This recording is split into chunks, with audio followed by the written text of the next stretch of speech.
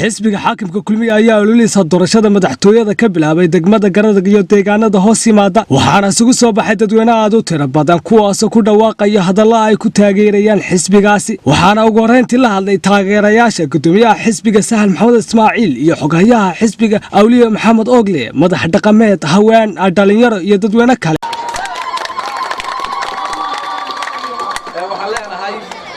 mudada ka bixin baa wax la sheegaa oo meelaha laga wareegaa Garadag waa kulmiye waa diyaar waa taageerayaasheedii hal qof iyo laba madaxweyne ma meelaha ku soo bixin qof kalena kuma harin aad iyo waxaan ugu hambalyeeyaa dhalinyarada kala duwan haweenka hablaha waayeelka ogaasha cid kasta xafladda ka soo qayb gashay aad iyo baan ugu hambalyeeyaa waxaanu leenahay madal baynu leenahay madasheenu waa 13 bisha 11 oo aynu ugu burno xisbiga kulmiye musharax madaxweyne Muuse Biixi Cabdi soo sidaa ma aha sidaaseen isku salaamaya taageerayaasha Garadag xisbiga kulmiye iyo musharaxa xisbiga Muuse Biixi Cabdi taageerayaasha sida xagga leh maanta isugu soo baxay geedka caanka ku tahay degmada Garadag waxaan leeyahay haween iyo dhalinyarada odayaasha waayeelka waxgaradka assalaamu calaykum wa rahmatullaahi wa barakaatuh maanta waa maalintii koowaad kulmiye u dabaaldegayno maanta oo dhan waxa weeye waxaan leenahay dhoolatus maanta waxaan u arkaa Garadag inay aanay iyadu la kaambeen garay iyadu wax kaambeen garayso dadka iskood u soo baxeen Garadag waa kulmiye sidii caadada u ahaan jirtay waxay maanta u bilaabantay kaambeygii uu xisbiga kulmiye ugu soo bixi jireen kulmiye Muuse Biixi Cabdi ahna musharax madaxweynaha iyo ku-xigeenkiisa Cabdiraxmaan Sayidine iyo xisbiga madaxweynaha xisbiga kulmiye waxaana leedahay anigu reer Garadag baan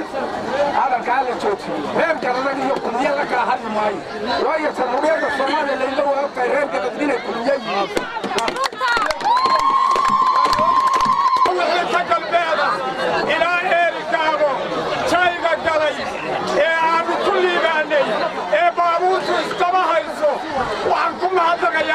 madaxweyne noo sameeyay inta ka dambaysay aan filayo inay mustaqbalka ku soo bixi oo aan ugu bushaaraynayo Muuse Biixi Cabdi isaguna la xanaabar iyo daabul dhanka kale waxa uu xisbiga ololaha ka muujiyay gowsa weyne qorid dheer fadhiga farguul waxaana hadalladooda ka mid ah sida tan oo cod ka helay deegaankan gowsa weyne maanta oo degmadii intii deegaankii ka batay ka ballaadhnaaday dadkii uu dhadhamiyey arkay waxqabadka xisbiga horumarka dalka uu u hagayo waxaanu rajaynaynaa inuu maantana codkii uu deegaankan ka helay mid 5 jibaar uga badan insha Allah u geeri doono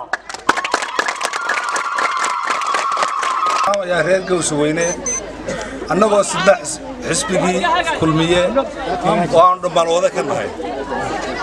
وحنا أنا ريت جوس وينه ريت جوس وينه وما قعينه كمان عصبة السومالي لان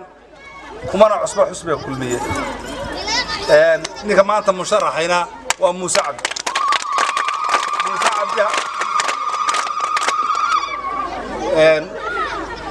نكمان أنت مشرح هنا وأنا المشاهدة وهالكن يمي يقاننا reer Gowsweyne haddaan idin kuwajigiisa garanayn isagu maray maanta waxaanu ka filaynaa in wax badan la qaban doono Gowsweyne dadku dhamaantii rajo iyo yidilu nooliya Abdi Fataax Abdullaahi Bayaan Saab TV Garadag